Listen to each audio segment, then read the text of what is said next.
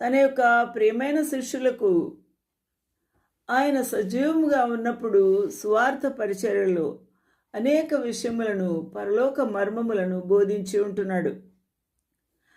అయితే యేసుక్రీస్తు ప్రభు శిలువ మరణము పొంది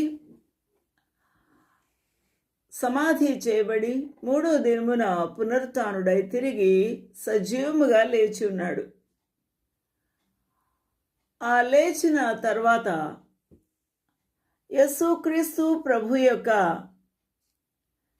సజీవ సాక్షులుగా ఇక్కడ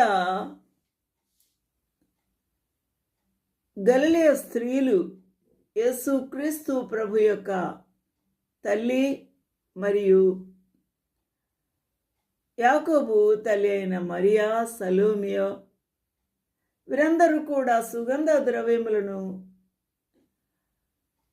సిద్ధపరచుకొని విశ్రాంతి దినము గడిచిన వెంటనే ఆదివారము తెల్లవారుజామునే పెందలకడే బయలుదేరి సూర్యోదయము అయినప్పటికల్లా సమాధి వద్దకు చేరారు. ఇక్కడ చాలా ప్రాముఖ్యమైన విషయం మనం ఆలోచన చేసినప్పుడు యేసుక్రీస్తు ప్రభు యొక్క సమాధి, రాతి సమాధిలో అరిమతయ యోసేపు యొక్క సమాధిలో అరిమతయ యోసేపు మరియు నికోదేము ఇద్దరూ కూడా యూదా సాంప్రదాయ పద్ధతిలోనే ప్రభుకు సమాధి సిద్ధపరిచి ఆ యొక్క రోమా అధికారులకు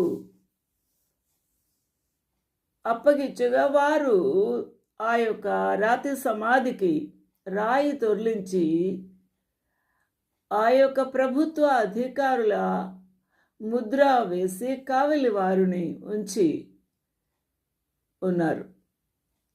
అయితే అలాంటి సమయంలో ఈ స్త్రీలకు ఆ రాయి దొర్లించటానికి మనకు సహాయకులు ఎవరు అని ఒకరితో ఒకరు చాలా ఆతృతతో ఎదురు వస్తూ ఉన్నారు, సమాధి వద్దకు వస్తూ ఉన్నారు. అయితే వారు వచ్చి సమాధి వద్ద కన్నులెత్తి చూడగా రాయి దొర్లించబడి పొర్లింపబడి ఉండుట చూచి ఉన్నారు. ఆ రాయి ఎంతో పెద్దది.